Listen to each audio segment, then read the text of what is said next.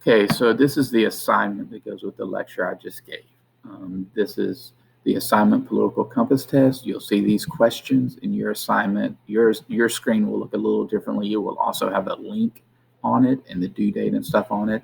But we'll come back to these questions in a second. I want to show you the link is to the political compass test, which is this. You see the URL here, and you see that. These questions here are these statements or political stimuli that you're going to do. If you have a real reaction to something, if it's an evaluative, to go back to the PowerPoint, if it's an evaluative orientation to the statement, then you would put strongly disagree or strongly agree. If you do that, you have had some kind of not only mental understanding of it, but an emotional understanding of it as well. If the statement doesn't really get you emotionally, then you probably agree or disagree, right? Some of these you may not even understand. You'll have to open up a tab and look something up, or you can always email me. I'll try to explain them as quickly as I can and easily as I can. So, for instance, our race has many superior qualities compared with other races. Well, do you believe that your race is superior to other races? Does that give you an emotional kick one way or the other? If it gives you an emotional kick one way or the other, you would do strongly agree or disagree. And if you don't really think much about that, you would agree or disagree. So as you do this, there's 6 pages. You can see here, this is page 1 of 6, and each page has 5 or 6 political stimuli on it.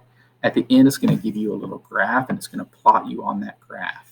And it's going to say you're an authoritarian liberal, right? Or you're a radical liberal, or whatever. You're a conservative this, or you're a conservative person, authoritarian conservative, or whatever. It's going to put you on a graph. Looking at that graph and looking at what it says to you about that graph, you are going to then kind of quickly answer these questions. Where did you fall? I was an authoritarian liberal. I was an authoritarian conservative. I was a libertarian conservative, whatever. You're going to say that, and then were you surprised about where you fell? What was it surprising? Or did you pretty much think that would be where you were? Or did you think you'd be somewhere else? Because when it tells you your score, it tells you about your score. It will also tell you about the other ones too. Were you surprised? Did you think you'd be somewhere else? Why? Tell me why or why not. Just like a quick paragraph. Show me your thinking. That's all I care. Show me your thinking. Which questions interested you the most? In other words, when you were looking at those political stimuli in the political compass test, which of those stimuli were ones that stuck out in your mind as interesting, as ones that made you think, ooh, that's an interesting question? Just jot down the theme of that question. It doesn't have to be word for word. Just the theme of that question. That question about race was really interesting to me, right? The question about saying the Pledge of Allegiance, not interesting to me. And here's why. And again, bullet points, and just do a couple, do 3, do 4. Just show me again that you've paid attention and are doing this.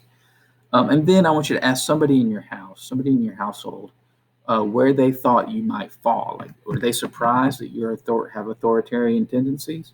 Are they surprised that you have conservative tendencies? Whatever. And then kind of discuss that with them and discuss where you think that person, whoever you're talking to, might fall as well. Would they be surprised by where they fell?